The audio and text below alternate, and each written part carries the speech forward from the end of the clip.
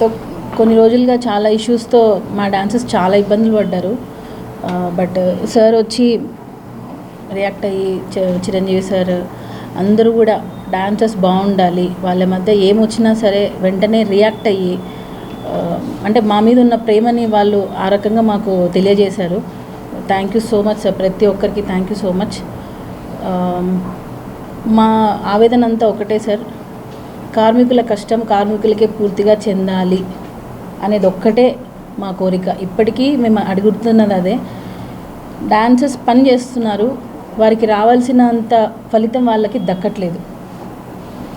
So మేము first నుంచి కూడా మేము బాధపడేది కూడా అదే. ఎందుకంటే వాళ్ళు ఇచ్చే ఆ 100 రూపాయలే మాకు అసోసియేషన్కి వస్తున్నది. సో అది అసోసియేషన్ డబ్బులైనా, డాన్సర్స్ డబ్బులైనా, ప్రొడ్యూసర్స్ డబ్బులైనా శ్రమ దోపిడీ అనేది జరగకూడదు. అదొక్కటే మేము ఫస్ట్ నుంచి కూడా పోరాడుతున్నాము.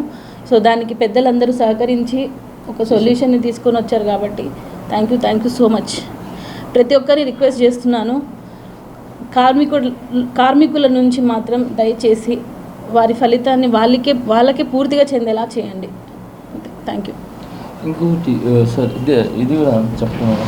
చిరంజీవి సార్ ఎలాగా ముందుకు వచ్చారో, సో బాలకృష్ణ సార్ కూడా దీని మీద స్పందించి మన శ్రీనివాస్ సార్ అండ్ మన ప్రసన్న గారితో కూర్చొని దీన్ని కూడా ఇమీడియట్లీగా సాల్వ్ చేయండి అని చెప్పి బాలా సార్ కూడా దీని గురించి తీసుకోవడం జరిగింది. ఇందాక మర్చిపోయిన మాట్లాడుతూ and first Chiranjeevi sir and Balakrishna sir చాలా థ్యాంక్స్ సార్.